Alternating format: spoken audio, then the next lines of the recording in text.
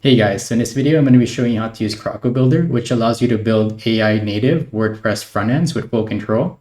So if this is something you're interested in learning how to do, then watch this tutorial. Okay, so first thing we want to do is go into our WordPress dashboard. Okay, so here I am in my WordPress dashboard and I already have CrocoBuilder installed. So what we're going to start with is setting up a page. So let's go here into pages and add page. Okay, so I'll just edit this here and then we see this little edit with Croco at the top. So that's what we'll be using. So let me just set this as the home page.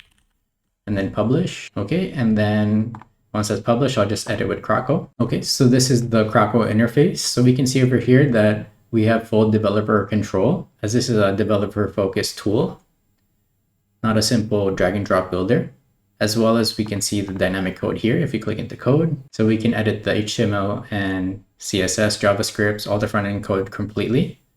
And then it also comes with an AI assistant as well. Okay, so we'd have to connect either Claude or Anthropic. Okay, so I'll go over this as well. So first, let's just go back into dev here, and then we can see our basic elements. So let's just set up something manually first, just to go over the elements. Okay, so let's start off with something basic. Let's just drag a block here to our homepage section, and then we can add classes. So we can just say hero for this one. And the dev view is like your standard page builder.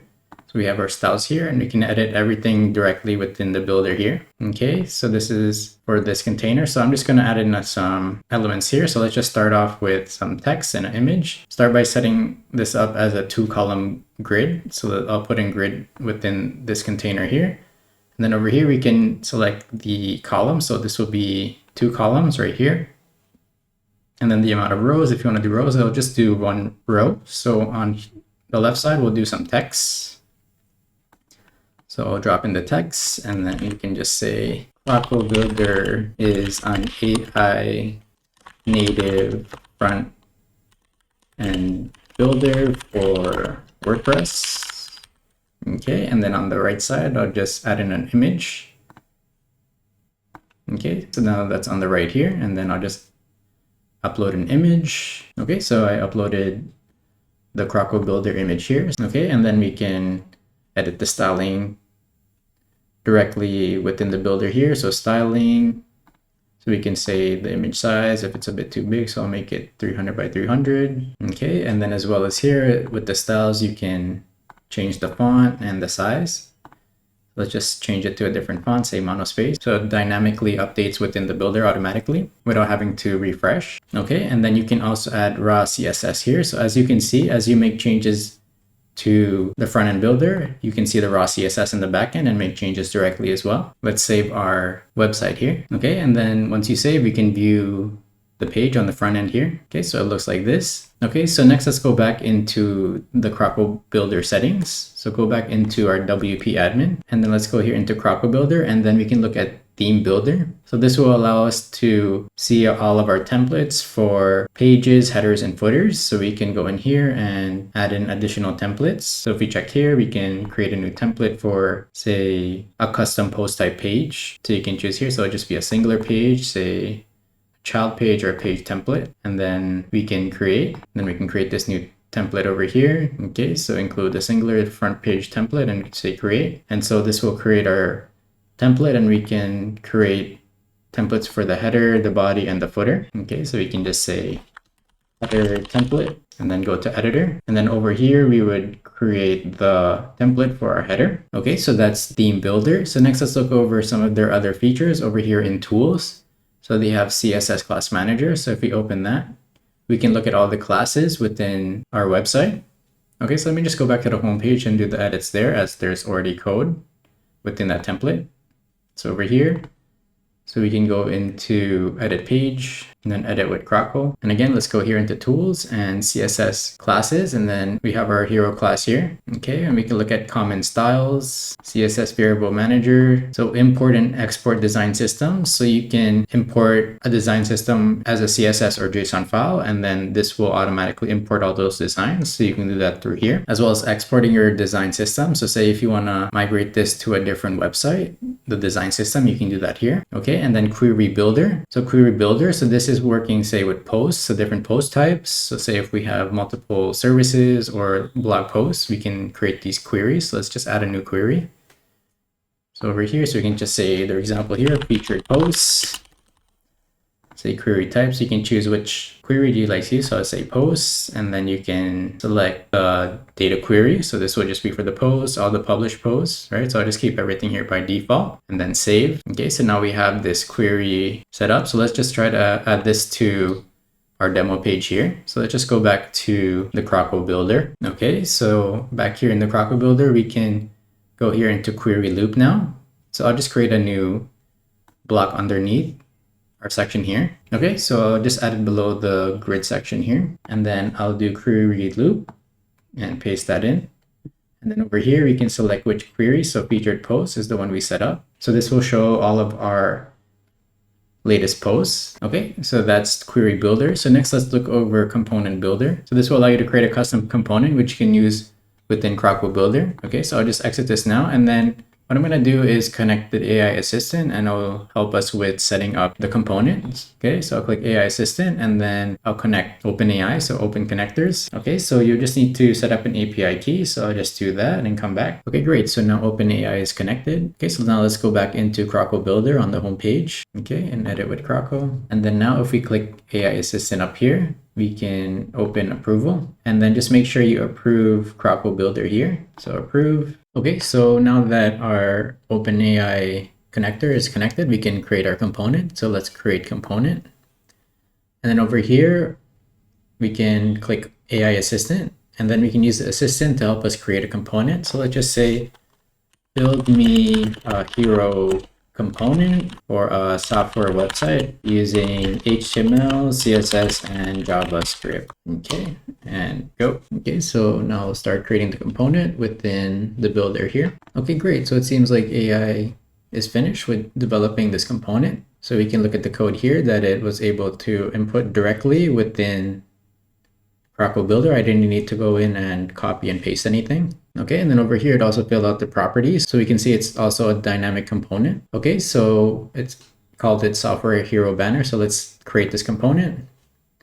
So component created successfully. And then let's go back to our home page and add in this component. So awesome. So we can now see our components over here that was created with AI. So I'm going to remove the sections that we created here, exit these, as now we have a nicer looking one.